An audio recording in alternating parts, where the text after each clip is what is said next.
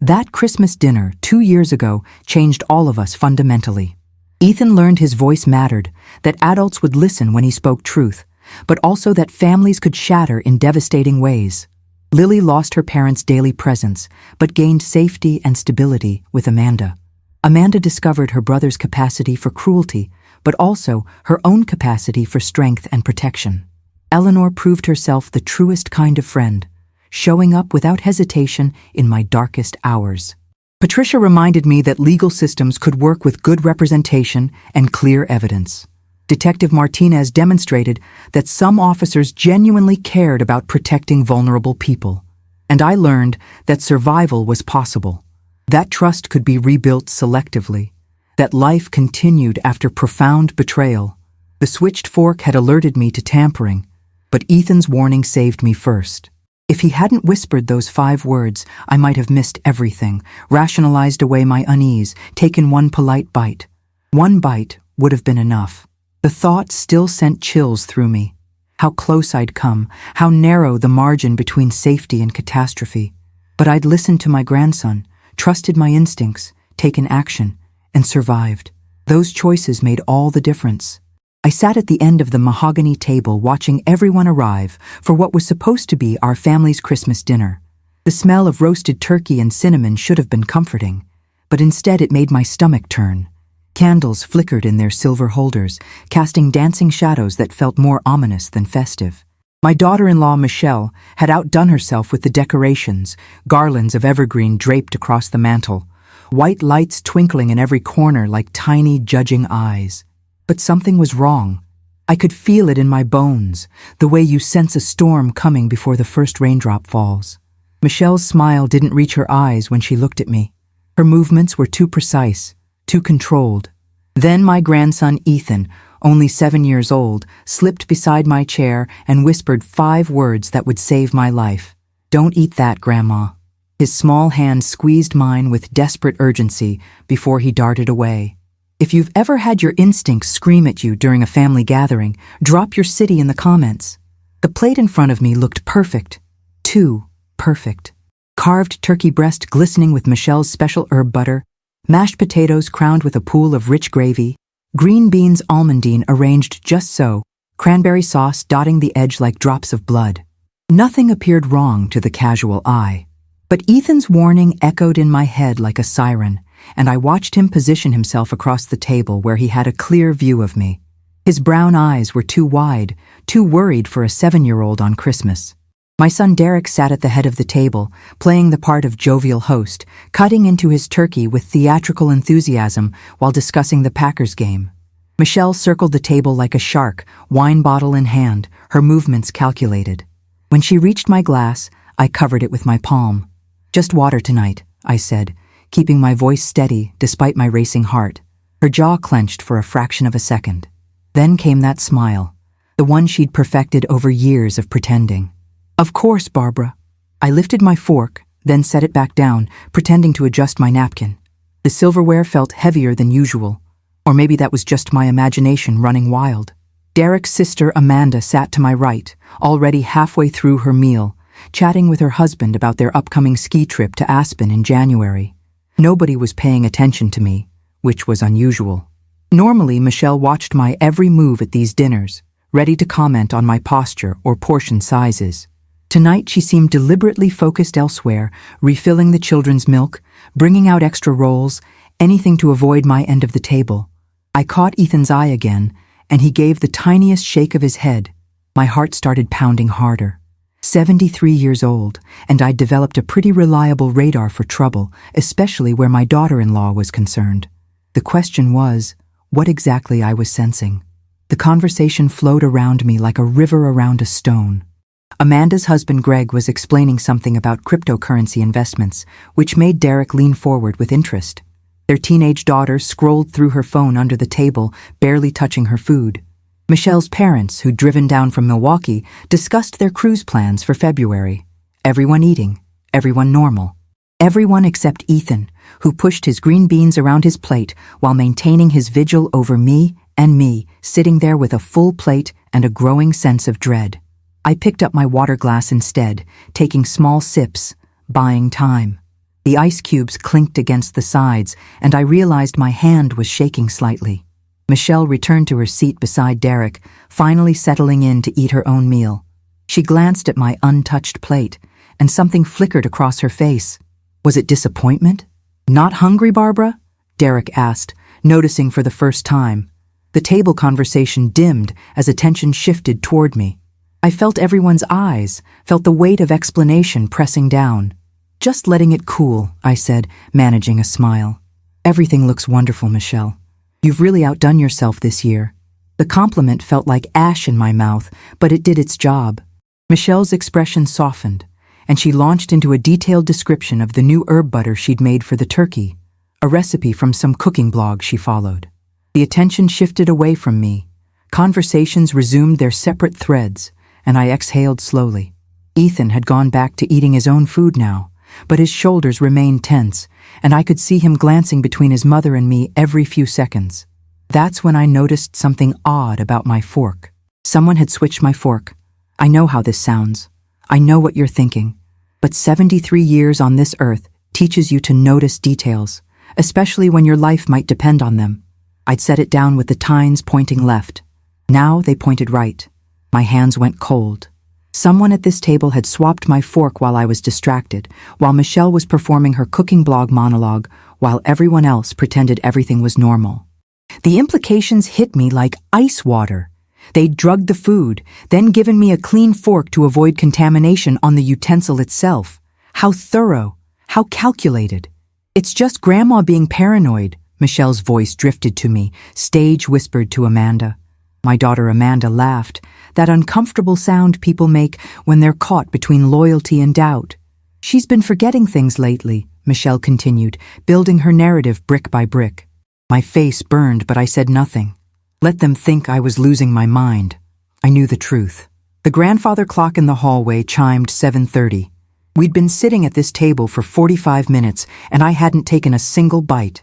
My stomach growled, betraying me, but I kept my hands in my lap. Derek started clearing some of the empty plates, stacking them with practiced efficiency, and Michelle rose to help him. "Barbara, you haven't touched your food," Derek said again, this time with a note of concern. "Are you feeling all right? Maybe you should lie down." The suggestion felt like a trap, though I couldn't articulate why. If I left the table, if I went upstairs to rest, what would happen? Would they dispose of my plate? Would the evidence, if there even was evidence, disappear? "I'm fine," I insisted, keeping my voice firm. "Just not as hungry as I thought. It's been a long day." That part was true enough, but it wasn't the whole truth. "Why, sweetheart?"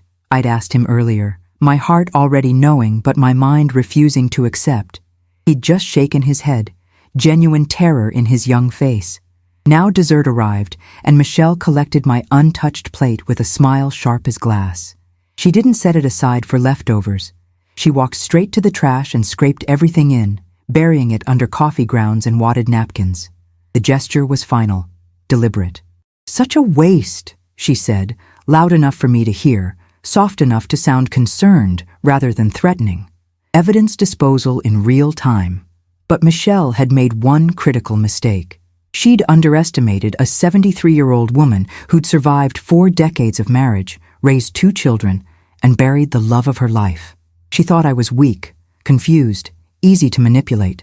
What she didn't know was that I'd spent those 47 years in my house learning exactly who I was and what I was capable of. And right now, watching her destroy what she thought was evidence, I was capable of a lot more than she imagined. Now dessert was being mentioned, and my untouched plate was becoming more obvious by its presence.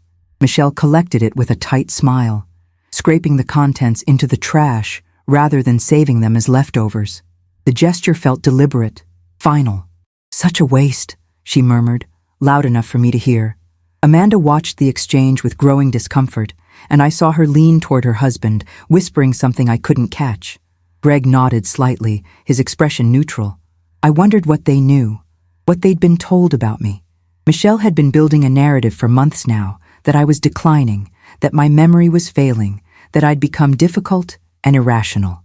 Small comments at family gatherings, concerned phone calls to other relatives, suggestions that maybe I shouldn't be living alone anymore in the house I'd owned for 47 years. The campaign had been subtle but persistent enough that I'd started noticing. The pumpkin pies I'd brought were sliced and served with whipped cream. Everyone praised them, and I felt a small surge of vindication. My baking skills weren't deteriorating, despite Michelle's hints otherwise. I took a generous slice, eating it slowly, savoring both the flavor and the proof that I could still create something delicious and safe. Ethan ate his pie quickly, then asked to be excused. Michelle nodded, distracted by her mother's story about a neighbor's holiday light display. I watched Ethan leave the dining room, then casually excused myself a minute later, saying I needed the bathroom. Nobody paid much attention. They were deep in discussion about whether LED lights were better than traditional bulbs. I found Ethan in the hallway, waiting near the stairs, his small body pressed against the wall. "Grandma," he whispered urgently. "I heard Mom and Dad talking yesterday. They said something about your food." I found Ethan in the hallway, his small body pressed against the wall like he was trying to disappear into the wallpaper. "Grandma," he whispered, his voice shaking. "I heard them yesterday, Mom and Dad." His eyes filled with tears that broke my heart into pieces. Mom was in the kitchen putting something in a bowl, white powder from a medicine bottle. Dad asked if she was sure, and Mom said yes. She said you'd sleep through tomorrow and they could talk to Aunt Amanda about your house while you were resting. The world tilted sideways. My house. The 3-bedroom colonial on Maple Street that Robert and I had bought in 1978 with everything we'd saved. The house where I'd rocked Derek to sleep as a baby, where I'd taught him to ride a bike, where his father had died 8 years ago in the bedroom we'd shared for 40 years. Michelle wanted it. She'd been dropping hints for months, suggesting I was too old to manage such a big place, that senior living would be easier, safer, better. "Are you absolutely certain that's what you heard?"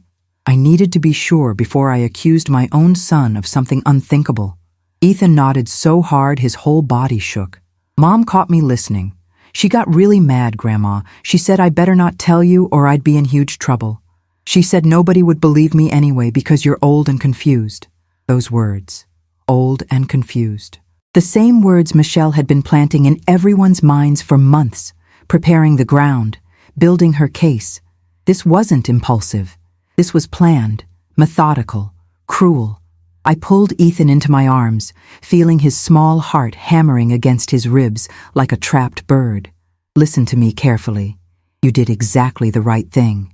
You're the bravest boy I've ever known. Now go back to the table and act normal, okay? Can you do that for me?" He wiped his eyes with the back of his hand and nodded. I watched him walk away. This child who just saved my life, and felt something harden inside me. They'd made him an accomplice to their plan by making him watch. That was unforgivable. They'd poisoned my food, my son. My own flesh and blood had conspired to drug me unconscious so they could steal my home out from under me. The switched fork made terrible sense now. They'd used it to mix whatever they'd put in my food, then replaced it to avoid leaving residue. But they'd been careless, sloppy in their panic, switching it back in the wrong position. That mistake might save my life. I pressed my hands against the hallway wall, trying to steady my breathing, trying to think clearly through the shock and rage and betrayal pounding through my veins. I needed proof. Without evidence, this became my word against theirs, and Michelle had spent months positioning me as the unreliable narrator of my own life, the confused old woman, the burden, the one who couldn't be trusted to know her own mind. That plate she'd scraped into the trash wasn't just dinner. It was evidence, and I was going to get it back.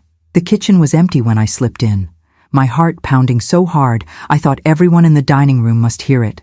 Modern steel appliances gleamed under recessed lighting, everything spotless and perfect, just like Michelle's carefully constructed life. The trash can sat beside the island like a white confession booth. I opened it with shaking hands, and there it was, my untouched dinner, near the top. Using paper towels to avoid contamination, I carefully transferred the turkey and potatoes into a plastic container from the cabinet, sealed it tight, and buried it deep in my purse. My hands were steadier now. I had evidence. I had proof.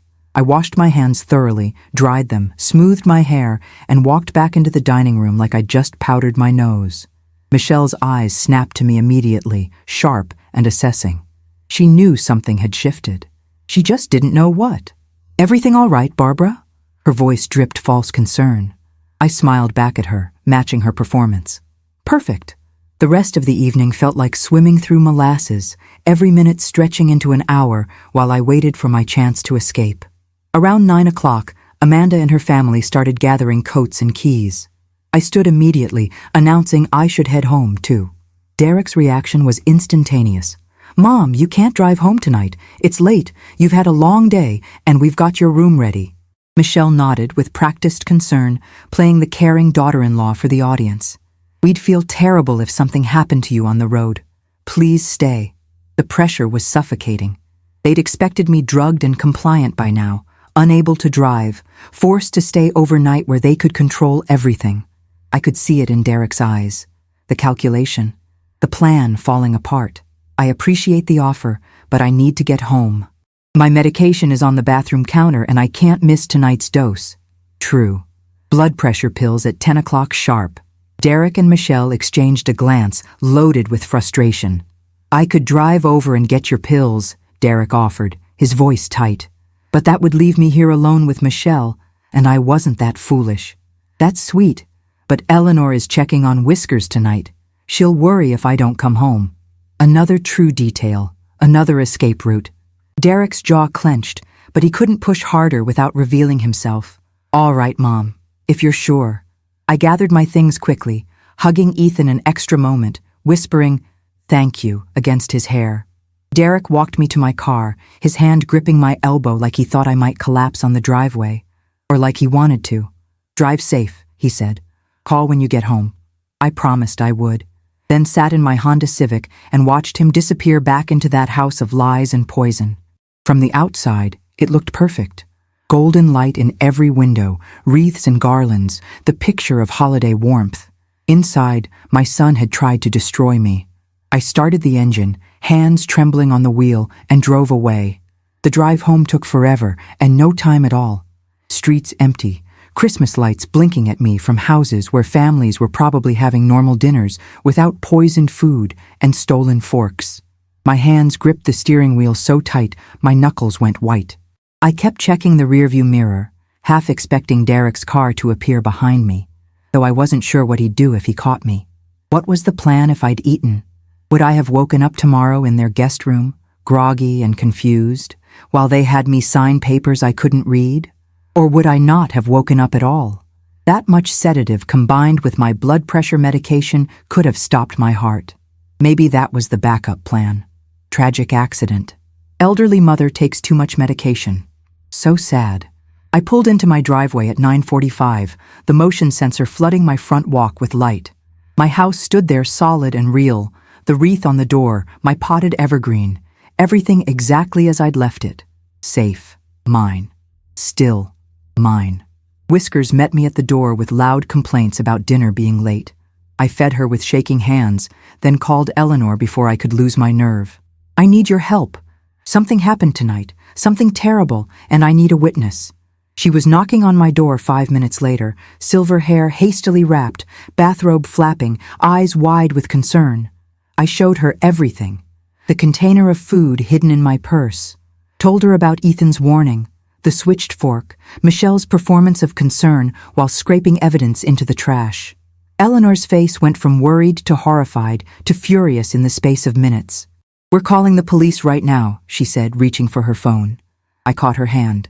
"No, not yet. I need this tested first.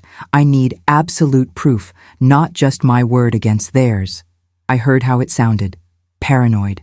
Exactly what Michelle had been calling me. But Eleanor understood immediately. "She's been setting you up, building the narrative that you're confused. If you go to the police now without evidence, you play right into her hands." "What about a private lab? Can you get food tested without involving police first?" Eleanor's suggestion was brilliant. We spent the next hour hunched over my laptop, searching for toxicology labs open during the holiday week. Most were closed, automated messages promising to return after New Year's. But I found one in Madison offering emergency services, someone on call 24/7. I left a detailed voicemail, my voice surprisingly steady as I explained that I suspected contamination, that I needed testing immediately, that this was potentially a matter of life and death. Eleanor stayed until midnight, both of us too wired to sleep, drinking chamomile tea that did nothing to calm our nerves. He wasn't always like this, I heard myself saying. Derek was such a sweet child, gentle, kind. He cried when he accidentally stepped on a snail. Eleanor squeezed my hand across the table. People change when they want something badly enough, and when they marry someone who brings out their worst instead of their best. She didn't say Michelle's name. She didn't have to. The phone rang at 8:30 the next morning. I'd barely slept, nightmares mixing with waking anxiety until I couldn't tell which was which. Dr. Chen from the Madison lab apologized for the early call, then said she could see me at 10 if I could make the drive. I was in the car with Eleanor by 9, that container packed in a cooler like we were transporting organs for transplant. In a way, we were. We were transporting proof that might save my life. The lab was in a medical complex near the university, all clean lines and gray siding, the kind of place where science happened without emotion. Dr. Chen met us in the lobby, warm despite the clinical setting, and led us to her office. She listened to my story without judgment, just professional attention and the occasional note on her pad. When I finished, she was quiet for a moment. Then she said the words I needed to hear. "If we find what you think we'll find, Mrs. Henderson, this becomes a police matter. You understand that?" I nodded. "I understand, but I need to know first." Dr. Chen took the container with gloved hands and explained the testing process. Comprehensive screening for sedatives, sleeping medications, anything that could incapacitate someone. 24 to 48 hours for results. The cost was $875, and I handed over my credit card without hesitation. "What price do you put on proof? What price on your life?" She gave me a receipt, a case number, and a promise to call the moment they had answers. Eleanor and I drove home in silence, both of us processing what came next. Either I was right, and my son had tried to poison me, or I was wrong, and I'd just spent nearly $1,000 testing perfectly normal food because I was losing my mind. Michelle would love that. Perfect ammunition for her campaign. Derek called that afternoon while I was pulling out every document related to my house, my will, my finances. "Just checking in, Mom. You made it home okay?" His voice was so normal, so caring, so fake. "I'm fine, Derek." Michelle was worried. "You seemed off at dinner." There it was. The gaslighting had already started. I was just tired. It was a lovely meal. We made small talk that felt like walking through a minefield. Where would I be this week? Was I planning to go anywhere? Would I be home if they stopped by? Every question felt like reconnaissance, mapping my vulnerabilities. I kept my answers vague, non-committal, while my mind screamed the truth I couldn't speak yet. After we hung up, I called my attorney Patricia Morrison and left an urgent message. She was out for the holidays, but her voicemail promised she checked messages daily. Eleanor came over that evening with real food, ham, and potatoes she'd made herself, and we ate together in my kitchen like refugees from a war only we knew was happening. The phone rang constantly over the next 2 days. Friends calling about holiday plans. My sister from Florida wanting to chat. Telemarketers. Each time my heart jumped, thinking it might be Dr. Chen. The waiting was its own kind of torture. Every hour another chance to doubt myself, to wonder if I was overreacting, if Michelle was right about me after all. Patricia called back on December 27th at 2:15. I explained everything while she listened with that laser focus that made her such a good lawyer. The warning, the fork, the food I'd saved, the testing I'd ordered. When I finished, there was a long pause. Then, "Barbara, if those tests come back positive, we're talking about attempted poisoning, criminal charges. Your son could go to prison." The words hung in the air like smoke. My son. Prison. "I know," I whispered. "But what choice do I have? Let him try again? Pretend it didn't happen?" Patricia's voice softened. "No. You protect yourself. I'm drafting a letter to Derek and Michelle right now. All communication regarding your house or finances goes through me from this point forward. We're also changing your locks today, and I'm putting alerts on all your financial accounts. If this is happening, we stop it now." The words should have made me feel better. They mostly made me feel old and sad and betrayed. Dr. Chen called at 4:30 that afternoon. "Mrs. Henderson, I have your results." Something in her voice made my knees weak. I sat down hard at the kitchen table. "Your food tested positive for zolpidem tartrate, Ambien. The concentration would have delivered approximately 60 milligrams if you'd consumed the full meal. That's 6 times a normal dose." The room tilted. 60 milligrams. At your age, combined with your blood pressure medication, that level could have been fatal. At minimum, you would have been unconscious for 12 to 18 hours, possibly longer. "Mrs. Henderson, you need to contact police immediately. This wasn't a prank or an accident. This was attempted poisoning with potentially lethal consequences." I heard the words. I understood them. But my brain couldn't quite process that my son, the baby I'd rocked and sung to and loved with everything in me, had put poison in my food. "You're certain?" My voice sounded far away. 100% certain. The report will be in your hands tomorrow. Call the police, Mrs. Henderson. Please. I called the Riverside Police Department with hands that wouldn't stop shaking. The dispatcher listened to my story and promised to send someone right away. Detective Sarah Martinez arrived 45 minutes later, all business with her dark hair pulled back and sharp eyes that missed nothing. She sat at my kitchen table, opened her notebook, and said 3 words that made me feel real again. "Tell me everything." So I did. Every detail, from Ethan's whispered warning to the switched fork to the food I'd saved and had tested. I showed her Dr. Chen's report with its damning conclusions, gave her Eleanor's name as a witness, explained Michelle's months-long campaign to paint me as incompetent, building the foundation for what they'd tried to do. Detective Martinez's face stayed professional, but I saw fury flash in her eyes when I mentioned Ethan. "We'll need to interview your grandson, and given his age and what he witnessed, Child Protective Services will be involved. A child living in a home where adults attempt murder is in danger." Murder. She'd said murder, not attempted poisoning. Murder. "Mrs. Henderson, by coming forward, you're protecting that boy. If his parents are capable of this, he needs protection now."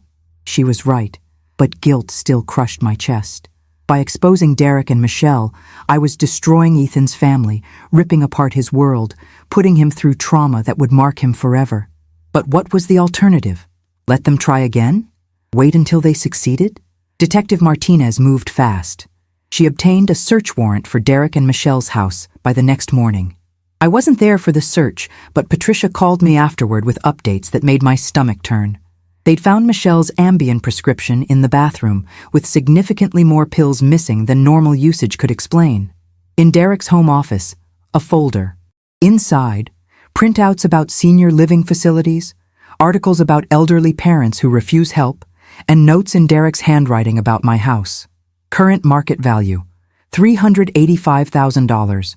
Projected profit if they upgraded. Evidence of planning, evidence of motive. Evidence of calculated betrayal by the son I'd given life to. Dr. Chen called at 4:30 that afternoon. "Mrs. Henderson, I have your results." Her voice was serious, professional, but I detected an undercurrent of concern. "Your food sample tested positive for zolpidem tartrate, commonly known by the brand name Ambien. The concentration we found would have been approximately 60 milligrams if consumed, 6 times the standard therapeutic dose. That level would have rendered you unconscious for 12 to 18 hours, and could have been dangerous given your age and any other medications you take." The room spun slightly, and I gripped the kitchen counter. 60 milligrams. Enough to knock me out for most of a day, maybe longer. Enough to potentially stop my breathing if combined with my blood pressure medication. "Are you absolutely certain?" I had to ask, needing complete confirmation. 100% certain. The results have been verified. I've prepared a formal report. Mrs. Henderson, you need to contact the police. This was a significant amount of sedative, and given the circumstances you've described, we're looking at attempted poisoning. I thanked her, asked her to send the report to both my home address and my attorney's office, and hung up with shaking hands. Then I did what I should have done 2 days ago. I called the police. The Riverside Police Department dispatcher listened to my story and said she'd send an officer to take a report. Detective Sarah Martinez arrived 45 minutes later, a woman in her early 40s with dark hair, pulled back in a practical bun, and sharp, intelligent eyes. She sat at my kitchen table, notebook open, and took down every detail methodically. I showed her the lab report, gave her Eleanor's contact information as a witness to my condition when I'd arrived home that night. I explained Michelle's campaign to have me declared incompetent, provided context about the house and their financial motivation.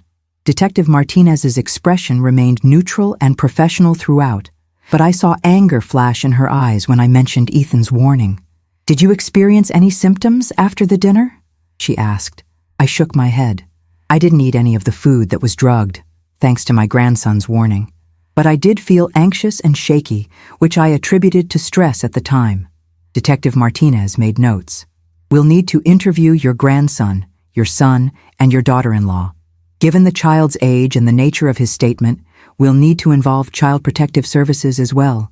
A child in a home where adults are attempting to poison someone is in potential danger himself." I hadn't considered that angle, and guilt washed over me. By exposing this, was I putting Ethan at risk? But Detective Martinez seemed to read my thoughts. "Mrs. Henderson, you're protecting that boy by coming forward. If his parents are capable of this, he needs protection." She was right, but that didn't make it feel any easier. The investigation moved quickly after that. Detective Martinez obtained a warrant to search Derek and Michelle's house the next day, looking specifically for Ambien or other sedatives and any evidence of premeditation. I wasn't present for the search, but Patricia called me afterward with an update.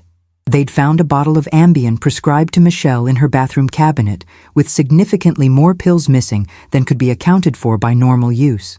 They'd also found, in Derek's home office, a folder containing printouts about senior living facilities, nursing homes, and articles about dealing with elderly parents who refused to give up their independence. The folder included notes in Derek's handwriting about my house's current market value, estimated at $385,000, and potential profit margins if they sold their current house and moved into mine. Evidence of motive and means. Derek and Michelle were arrested on December 28th and charged with attempted poisoning, conspiracy, and endangerment. The news spread through our small community like wildfire. My phone rang constantly. Concerned friends, curious neighbors, distant relatives who'd heard through the grapevine. Amanda called, sobbing, saying she'd had no idea, that she'd noticed tension at dinner, but had assumed it was just the usual family dynamics. She'd already contacted a lawyer about emergency custody of Ethan and Lily, while Derek and Michelle dealt with the legal proceedings. I assured her I'd help however I could. Those children needed stability, not more trauma. The story even made the local news, son and daughter-in-law accused of attempting to drug elderly mother, though they didn't use my name. The reporter mentioned that the victim had been tipped off by a family member and had avoided consuming the contaminated food. Ethan, my brave little hero. The preliminary hearing was scheduled for mid-January, but Patricia warned me it might be months before the actual trial. Derek and Michelle had posted bail, $50,000 each, and were released with conditions that included no contact with me and supervised visitation with their children. I hadn't seen or spoken to my son since that Christmas dinner, and the silence was both painful and necessary. How do you reconcile the child you raised with the person who tried to poison you? How do you grieve someone who's still alive but lost to you in every way that matters? Eleanor and I talked about it for hours, processing the betrayal, the grief, the anger. She reminded me that I'd done nothing wrong, that protecting myself and my grandchildren was the right choice, but guilt still gnawed at me in quiet moments. Should I have seen this coming? Had I been too trusting, too naive about my own son's capacity for cruelty? Amanda brought Ethan and Lily to visit me in early January, their first time at my house since the arrest. Ethan ran to me immediately, wrapping his thin arms around my waist and holding on tight. "Are you mad at me, Grandma?" he asked, his voice muffled against my sweater. "For telling on Mom and Dad?" I knelt down to his level, ignoring the protest from my knees, and looked him straight in the eye. "I'm not mad at you. I'm proud of you. You saved my life, sweetheart. You were brave and smart and good, and I will never, ever be mad at you for that." He started crying then, all the stress and fear of the past 2 weeks pouring out, and I held him while he sobbed. Lily, only 4 and not fully understanding what had happened, patted her brother's back and offered him her stuffed rabbit for comfort. We spent the afternoon together, just being a family, playing board games and baking cookies, activities that felt both desperately normal and precious beyond measure. The trial began on March 15th in the Riverside County Courthouse, a stolid brick building downtown with marble floors and oak paneling. I sat in the front row of the gallery, Eleanor on one side and Patricia on the other, watching as Derek and Michelle were led in by their respective attorneys. My son wore a dark suit and looked thinner than I remembered, his face drawn and pale. Michelle wore a conservative dress and pearls, her hair pulled back severely, playing the role of respectable defendant. They didn't look at me. The prosecution's case was straightforward and damning. They presented Dr. Chen's toxicology report, Detective Martinez's testimony about the evidence found during the search, and expert testimony about the effects and dangers of 60 milligrams of Ambien, especially for someone my age. The folder with notes about my house and the financial calculations was entered into evidence, establishing clear motive. The defense tried to argue that the Ambien could have gotten into my food accidentally, that perhaps someone had spilled medication while preparing dinner. But then the prosecution called Ethan to testify.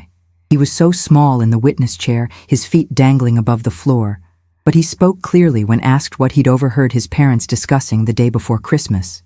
Mom was in the kitchen, and she was putting something from a pill bottle into a bowl, he said, his voice steady despite his obvious nervousness.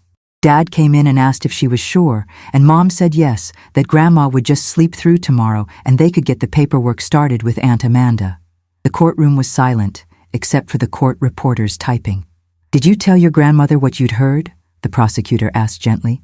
Ethan nodded. "I whispered to her at dinner not to eat her food. I was scared Mom would hear me, but I was more scared Grandma would get hurt." His testimony was devastating to the defense, unshakable despite aggressive cross-examination.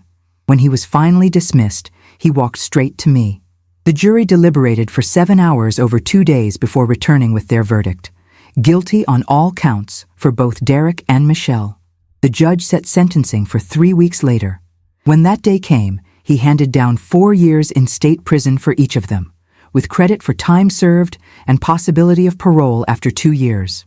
He also ordered mandatory psychiatric evaluation and counseling, permanent restraining orders preventing contact with me, and supervised visitation with their children only after completing family therapy.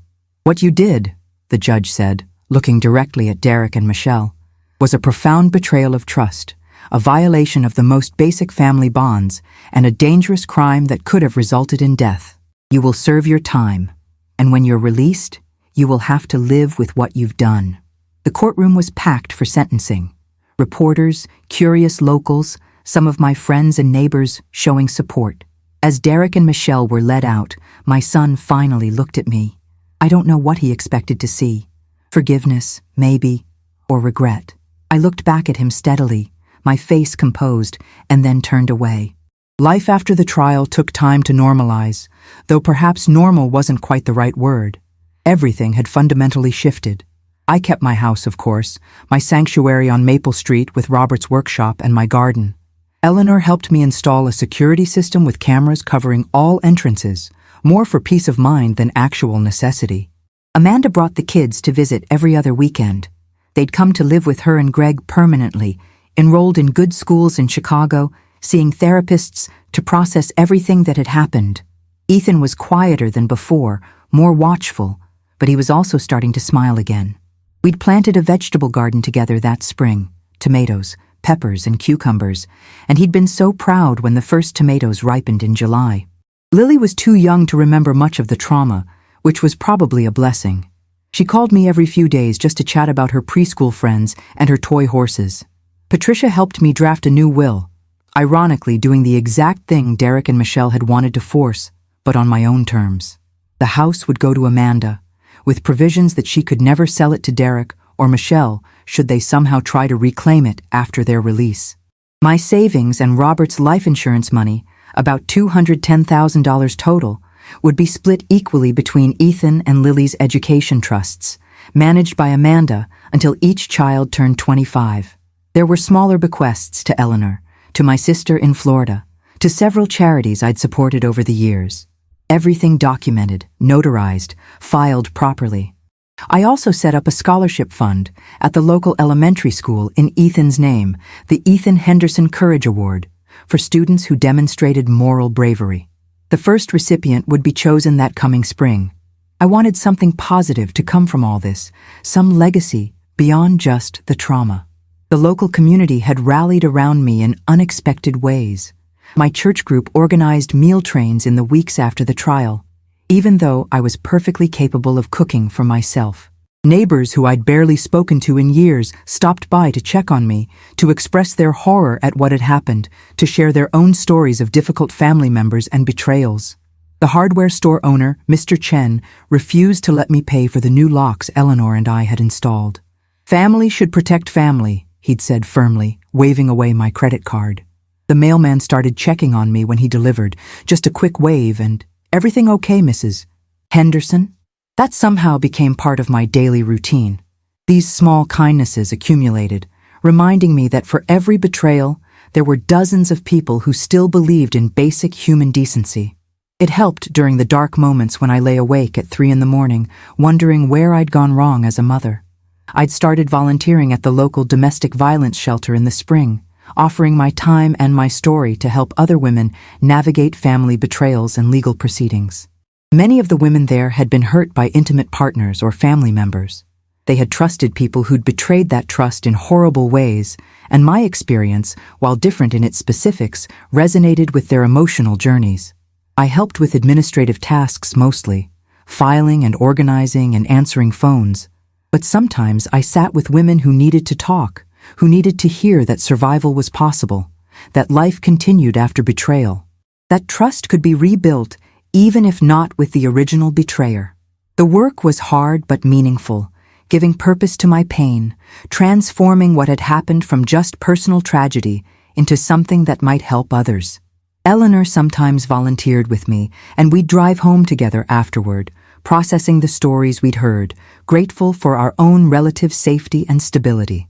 As the months passed and seasons changed, I found myself thinking less about that Christmas dinner and more about the life I was building. Summer arrived, bringing longer days and the routine of watering my garden each evening. The vegetables Ethan and I had planted flourished, climbing their stakes with determination that felt symbolic. Eleanor and I had established morning coffee on my back porch, watching cardinals fight blue jays at Robert's old bird feeder. We talked about everything and nothing, sometimes discussing the trial, sometimes just enjoying silence. Derek and Michelle were serving their sentences 3 hours apart, the state having denied their request to serve time together. "Good," Eleanor had said. "Let them face what they did separately, without reinforcing each other's excuses." I'd agreed, though part of me, the mother part that apparently never died, still wondered if Derek was okay, if he was eating, if prison was changing him, or just hardening him. Those thoughts made me angry at myself. He'd tried to murder me. But maternal love doesn't switch off like a light, even when it should. My therapist, Dr. Walsh, said conflicting emotions were normal, even healthy.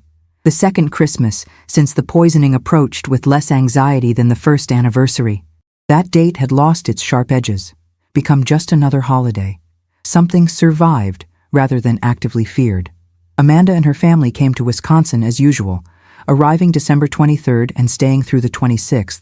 We did all our new traditions, presents in pajamas, collaborative cooking, neighborhood walks, game nights. Eleanor joined us for Christmas dinner, her presence now woven into our family fabric. We ate roast beef and vegetables, everything prepared openly with everyone participating. Ethan, now 12 and shooting up in height, carved the roast with skill that would have made Robert weep with pride.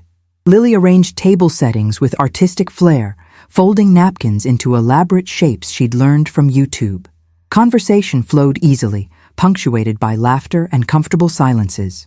After dinner, while others handled dishes, I sat alone in the living room, just me and the Christmas tree lights, processing how far we'd come. 2 years ago, poison. Today, peace. The distance between those realities represented thousands of therapy hours, countless conversations with Eleanor, steady love from my grandchildren, competent legal protection, and my own stubborn determination to not just survive, but thrive. I thought sometimes about what I'd say to Derek if we ever spoke again, though I had no plans to initiate contact. Would I tell him I forgave him? I wasn't sure I did, or even if I should. Forgiveness felt like something people expected from victims, a box to check on the healing checklist. But maybe some betrayals cut too deep for forgiveness. Maybe the best I could offer was acknowledgement. He'd made terrible choices and had to live with consequences, just as I had to live with mine. The relationship we'd had, mother and son, had died that Christmas night. Whatever might exist between us in the future would be something entirely new, built from scratch if built at all, with no guarantee it would work or even be desirable. What I knew with certainty was that I'd reclaimed my life, my autonomy, my safety, my future. I'd proven I could protect myself when necessary, trust my instincts when they screamed danger, take action even against my own son. Those weren't easy lessons, but they were valuable. They'd keep me alive. As I sat in my garden one evening, 1 year after the verdict, watching tomatoes ripen on their vines, Eleanor beside me with iced tea, I felt something unexpected. Contentment. Not happiness exactly, not the simple joy of someone whose life had been untouched by betrayal, but the deeper satisfaction of someone who'd faced darkness and chosen to keep living anyway. I'd created a good life from the aftermath, found purpose helping others, maintained connections with people I loved, kept growing despite everything designed to stop me. The garden proved it. Seeds planted with hope, tended with care, producing abundance despite challenges. Eleanor squeezed my hand. You did it. You survived something that destroys most people, and you came out stronger. I considered her words. Had I come out stronger? Or just different? Changed in ways both good and difficult? I came out alive, I finally said. Thanks to Ethan's courage and your friendship and my stubborn refusal to ignore my instincts. That's enough. I don't need to be stronger, just present. Still here. Still living on my own terms. The story could have ended so differently. If Ethan hadn't warned me, if I hadn't trusted his warning, if Eleanor hadn't been there to support me, if Dr. Chen hadn't found the Ambien, if Detective Martinez hadn't taken me seriously, any one piece missing, and I might not be sitting in this garden. I might have been unconscious in Derek's guest room while they forged my signature on documents. I might have woken up groggy and confused, drugged into compliance. Or worse, I might not have woken up at all, my heart unable to process that much sedative combined with my medication. The what-ifs could drive a person crazy, but they also highlighted how many things went right, how many people showed up when it mattered. I'd asked Ethan once, months after the trial, if he regretted telling me. If the consequences, his parents in prison and his life disrupted, made him wish he'd stayed silent. He'd thought seriously before answering. This child forced to be wise beyond his years. No, because if I hadn't told you and something bad happened, I'd feel worse.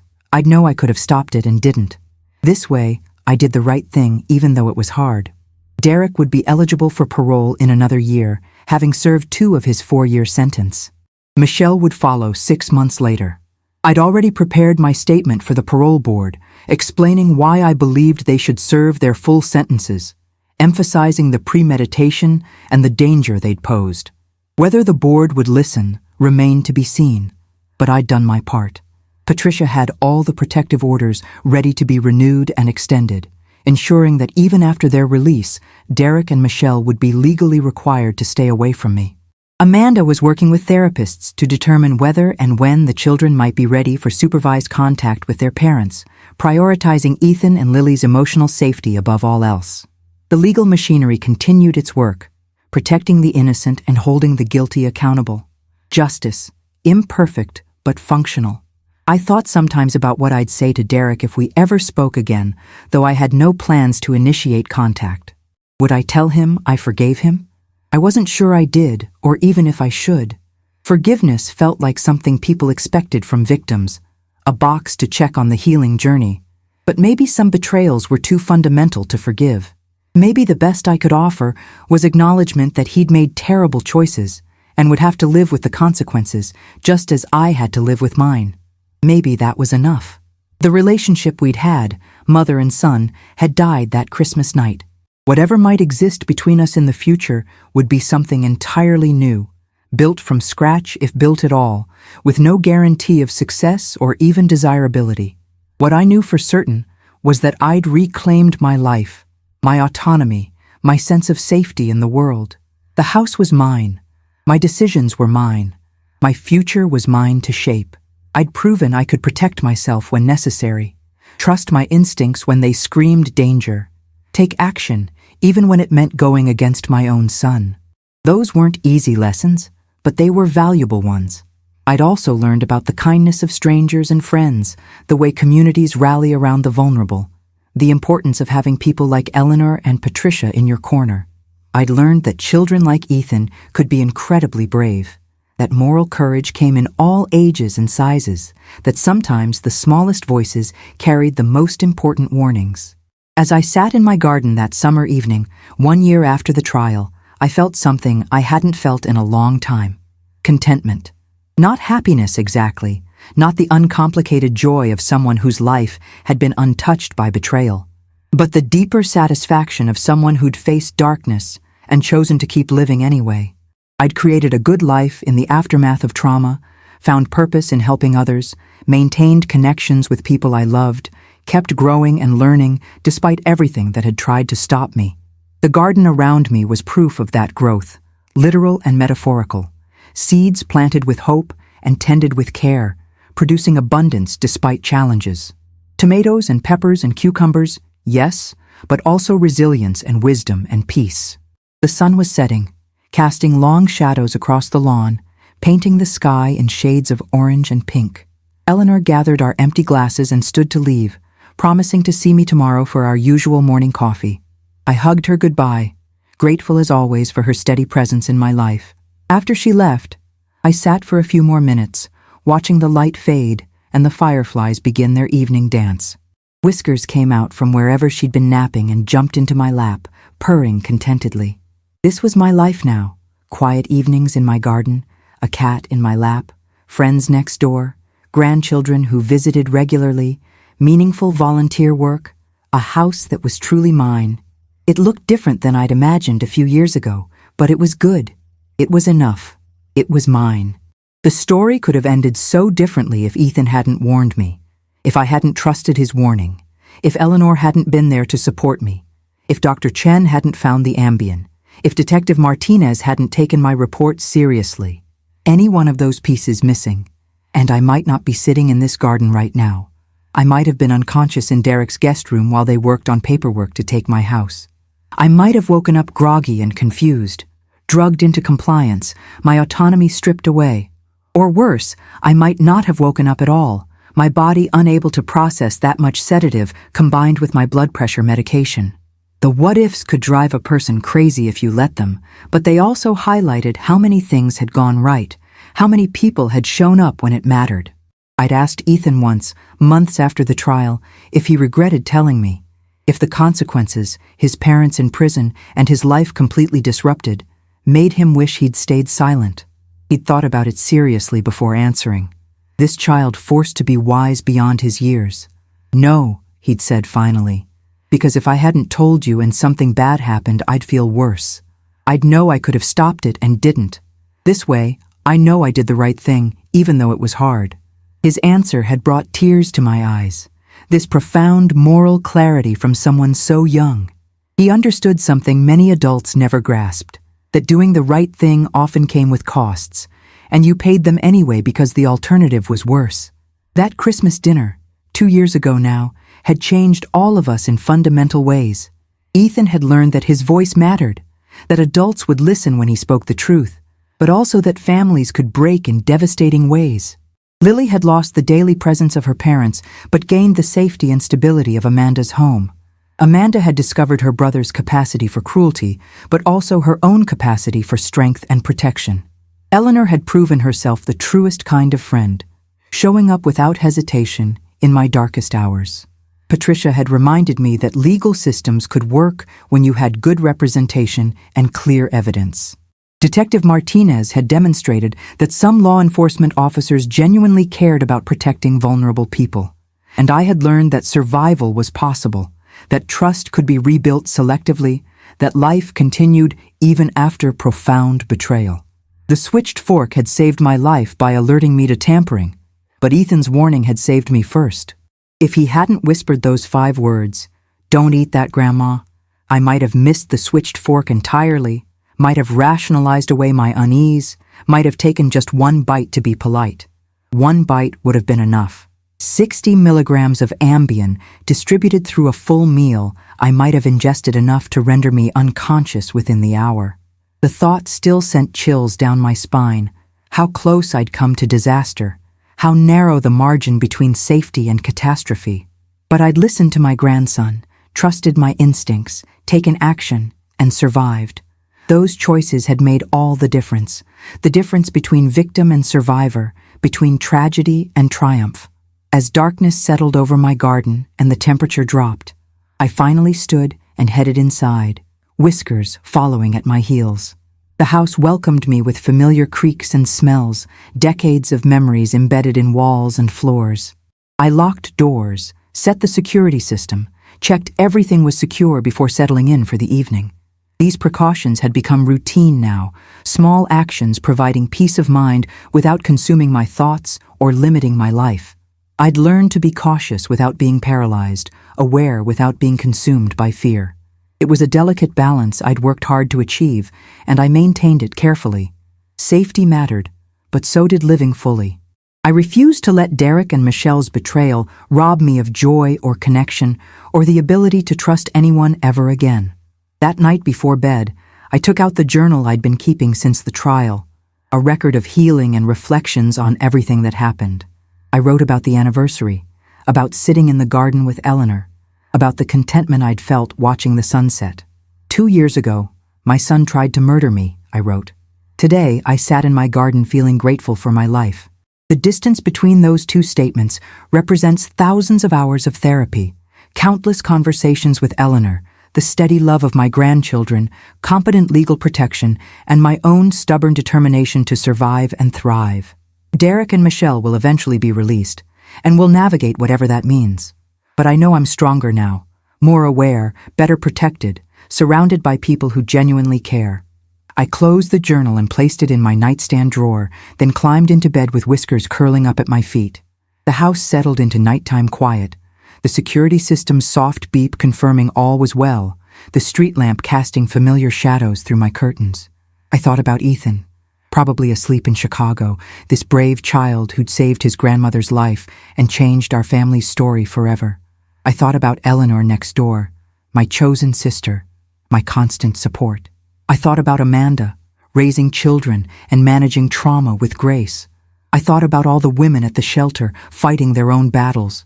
And I thought about myself, 75 years old, still here, still living on my own terms, still finding reasons to smile each day.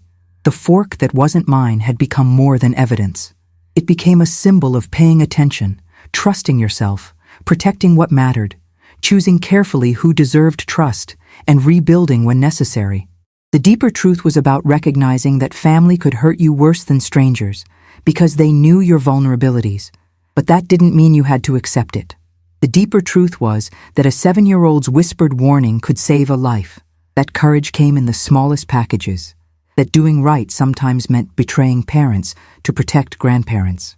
These truths were complicated and painful and beautiful all at once, the kind of wisdom that only came through surviving the unsurvivable and choosing to learn from it, rather than letting it destroy you.